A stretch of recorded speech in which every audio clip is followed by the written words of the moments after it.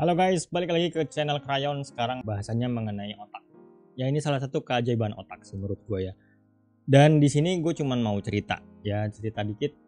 Ini gue ambil dari bukunya dia nih. Saya Hankel ya, yang judulnya Black Hole Focus. Jadi ceritanya gini. Suatu ketika ada orang ya yang bekerja di pengepakan daging. Ya dia sudah cukup berumur lah. Jadi kerjaannya itu dia ngemas-ngemas daging, terus kemudian membawa daging tersebut ke dalam kereta ya. Di keretanya itu kedap supaya awet ya, daging yang dibawa itu yang setelah di packing akan dikirim langsung ke kota lain, dan supaya awet jadi kedap itu ruang keretanya. Dan ini gue nggak tahu persisnya di tahun berapa ya, tapi di bukunya sih ya yang jelas nggak disebutkan ada handphone di situ, mungkin era-era dulu gitu ya. Ya poinnya keretanya kedap lah. Nah suatu hari saat dia mengerjakan kerjaannya seperti biasa ya, nah dia nih masuk gitu, terus pas box terakhir dia sudah masukin itu kemasan dagingnya, kemudian tiba-tiba pintu keretanya tertutup sendiri. Entah siapa yang nutup atau ketiup angin ya gimana ceritanya, dan terkunci gitu. Dia sudah berusaha membuka dari dalam dan menggodor-godor minta tolong, tapi mungkin udah sore atau malam kali ya, jadi nggak ada yang dengar. Dan tetap nggak ada yang nolong. Akhirnya dia terbawa ke kota tujuan tempat daging tersebut akan dijual atau dipakai gitu ya. Jadi dia kebawa nih dalam kereta. Nah di dalam kereta ini dia pusing lah ya, karena dia sudah 20 tahun bekerja sebagai pengangkut atau pengemas daging tersebut, dan dia paham berapa batas oksigen yang bisa tersisa gitu di dalam gerbong tersebut. Dan itu nggak mungkin lama, dia bilang ini pasti cepat atau lambat gue akan kehabisan oksigen, apalagi nyampenya besok gitu ya di kota mana gitu. Dan berbekal training pengalaman selama 20 tahun, dia tahu persis gejala-gejala kekurangan oksigen itu akan seperti apa gitu ya. Jadi dia udah hopeless lah, dan akhirnya dia memutuskan untuk menulis surat wasiat gitu ya. Jadi dia bawa senter kecil gitu di sakunya, dan ada notes kecil sama pensil. Dia kemudian menuliskan wasiat gitu ya. Dia menuliskan betapa dia mencintai istrinya, mencintai anaknya gitu. Itu benar-benar dia tulis lah gitu ya, sambil menunggu waktu kematiannya yang dia pikir pasti besok gue akan mati, atau dalam beberapa jam pasti gue akan mati.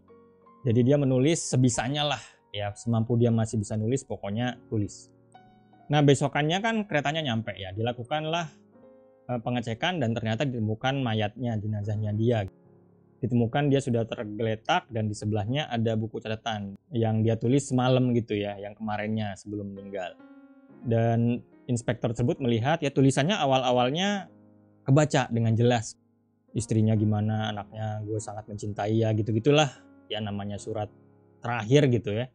Awal-awal tulisannya masih bagus, masih jelas dan cukup bisa dibaca. Cuman makin ke belakang halamannya ternyata tulisannya makin kayak cakar ayam gitu, makin nggak bisa dibaca. Persis kayak gejala orang kekurangan oksigen gitu. Jadi fungsi otaknya nggak maksimal ya, kemudian kinerja otot-otot tangan dan pikirannya juga udah nggak maksimal. Kalimatnya juga udah mulai ngaco-ngaco. Kalau di bukunya sih ditulisnya kayak gitu. Lalu dilakukanlah inspeksi ya, karena ada jenazah ditemukan. Besoknya dilakukan inspeksi oleh polisi dan ya pejabat wewenang setempat lah yang bertanggung jawab atas kasus kematian ini. Dan kemudian di gerbong tersebut ternyata ditemukan retakan ya di tembok sama lantai dari gerbong tersebut. Nggak kelihatan sih karena ketutup tumpukan daging, tapi cukup besar gitu loh, cukup besar, dan oksigen tuh seharusnya masih bisa masuk gitu ya. Jadi para polisi ini dan timnya menyimpulkan kok bisa mati sih, harusnya enggak gitu, karena kan ada retakan gitu. Untuk meyakinkan diadakanlah reka ulang akhirnya. Jadi direka ulang tuh kejadiannya, kasusnya ya, berapa lama dia di dalam kereta dengan posisi kardus-kardus daging yang masih persis sama. Pokoknya persis deh, dan nggak ketinggalan juga ya untuk lebih meyakinkan alat ukur oksigen di dalam gerbong tersebut. Dan hasilnya harusnya ya di gerbong tersebut itu udaranya atau oksigennya masih cukup untuk 20 orang pun masih bisa sebetulnya. Jadi ini orang mati gara-gara kenapa gitu. Ya harusnya sih kalau cuma satu orang dengan lubang retakan kayak gitu harusnya nggak mati gitu ya. Jadi hasil reka ulangnya menyimpulkan harusnya nih orang nggak mati. Tapi ternyata meninggal dan diotopsi guys, diotopsi. Ini meninggalnya gara-gara kenapa sih? Hasil otopsinya yang keluar itu adalah kematian gara-gara kekurangan oksigen gitu. Gila ya. Jadi dia otaknya itu mensugesti dirinya sendiri bahwa dia akan mati kekurangan oksigen dengan segala pengetahuannya yang dia tahu mengenai kekurangan oksigen, dan dia mati gara-gara itu. Gokil ya. Ini juga gue temukan dari bukunya dia nih tadi ya. Ini orangnya ya. Dia scientist, entrepreneur, dan personal development coach. Jadi orang itu mati gara-gara sugesti pikirannya sendiri. Dan di akhir ceritanya si Isaiah ini menuliskan ini ya. If your mind is powerful enough to kill you, it's also powerful enough to give you the life you want. Jadi otak kita tuh sebetulnya hebat banget ya. Dan kalau gue baca-baca memang misterinya masih banyak. Kayak bawah sadar, samedi gitu ya, meditasi, mindfulness. Itu masih banyak banget misterinya ya. Banyak hal yang masih tidak kita ketahui tentang otak. Jadi poinnya sih Tuhan ya atau Allah tuh ngasih otak ke kita tuh bukan untuk disia-siakan sebetulnya. Kita punya power yang gokil banget nih di dalam otak.